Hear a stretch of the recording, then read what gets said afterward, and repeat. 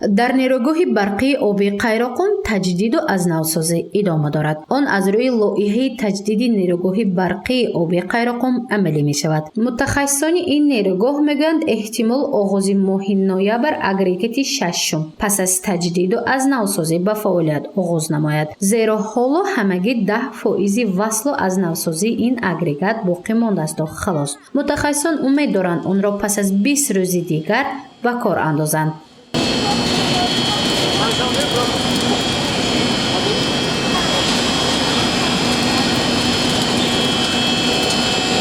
айни замон як қатор корҳо иҷро карда шуданд ба монанди васлу насби гидроагрегати рақами 6 айни замон қариб ба анҷом расидааст. корҳои охирони васлу насб рафта истодааст. ҳамзамон таҷдиди гидроагрегати рақами 5 рафта истодааст. дар қисмати зериобӣ корҳои таҷдиду барқарорсозӣ ба анҷом расиданд. рӯзҳои наздик васлу насби таҷҳизоти асосӣ ва ёрирасони гидроагрегати 5 ҳам оғоз мегардад.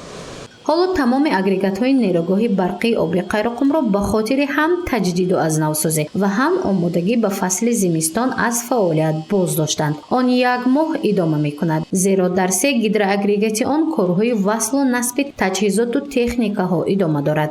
дар 3 агрегати дигар омодагӣ ба фасли зимистон, рангу бор ва пайвасткунии ноқилҳои баландшиддат ва хатҳои барқ гузаронда шуда истодааст. дар 3 гидроагрегати боқимонда корҳои таъмири ҷорӣ рафта истодааст. муҳлати боздошт як моҳ буда. дар оғози моҳи ноябр корҳои васлу насб ба анҷом мерасад ва нерӯгоҳ аз нав фаъолияти худро оғоз мекунад. айни замон корҳои тайёрӣ ба мавсими тирамоҳи зимистони соли 2022-2023 рафта истодааст. таҷҳизоти асосӣ ва ёрирасон пурра аз таъмир бароварда шуда ба мавсими тирамоҳу зимистон пурра омода карда шудааст. дар зеристгоҳҳои барқии нерӯгоҳи барқии оби Қайроқум бошад, гурӯҳи кории беш аз 90 нафара 24 соат корҳои таъмириро идома медиҳанд. ҳадафи асосӣ бо сифати баланд таъмиру омода кардани ноқилҳои ҳавоиву баландшиддат мебошад. ин корҳо ба хотири омодагӣ ба фасли сармо анҷом дода мешавад, то ҳангоми фаъолият агрегатҳо дар сардӣ ба мушкилӣ дучор нагарданд.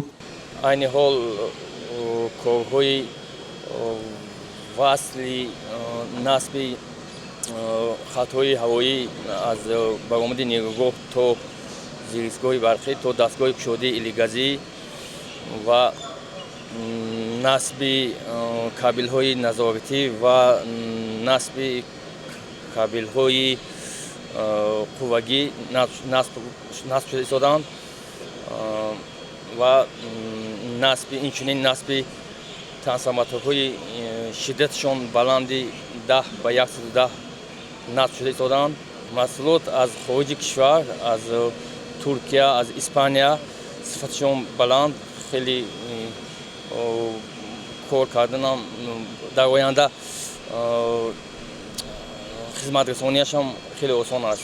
ин гурӯҳи корӣ ки ҳама мутахассисони хориҷианд дар толори мошинҳо кор мекунанд. дар ин толор ки ба блоки дуюми нерӯгоҳи барқӣ тааллуқ дорад, охирин корҳои насбу таҷдиди агрегати шашумро ба анҷом мерасонанд. ҳоло 6 нафар мутахассисон аз кишварҳои Ҳиндустону Бразилия мебошанд, васлу насбро идома медиҳанд. онҳо мегӯянд барои анҷоми таҷдиду аз нав барқароркунӣ ҳамагӣ як қадам боқӣ монд. Because run out is the activity, it will take a little bit more time, depend. If it is okay, then we can start box up in 1 week also.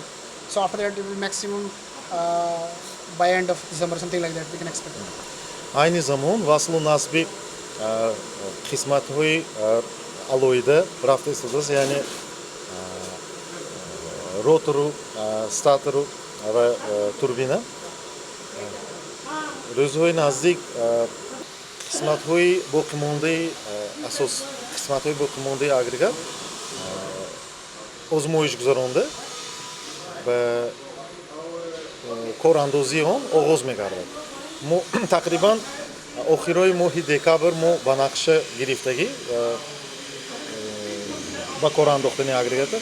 Агар ягон мушкилӣ пайдо нашавад, ҳамин нақшаи мо воқеист.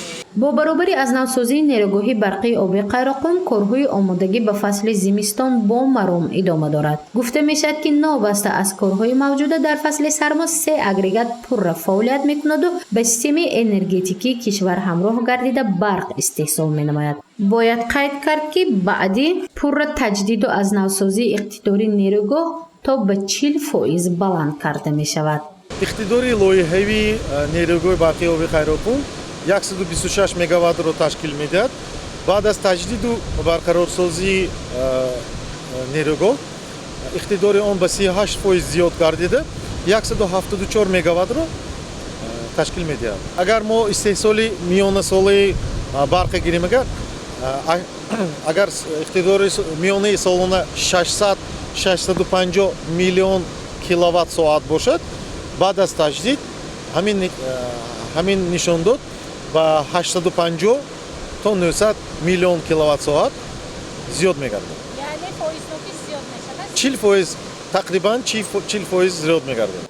амалишавии лоиҳаи таҷдиди нерӯгоҳи барқии оби Қайроқум моҳи марти соли 2022 оғоз шуда то моҳи марти соли 2024 идома меёбад. дар ин муддат тамоми 6 агрегат ва хатҳои ҳавоиву зериобӣ ва ноқилҳои интиқолдиҳандаву пайвасткунанда пурра таҷдид хоҳад шуд, ки пас аз он иқтидори нерӯгоҳи барқии оби Қайроқум зиёд хоҳад шуд. гузориши Мафнун Шукурова, Наимҷон Аюбов барои барномаи иттилоотии Хабар.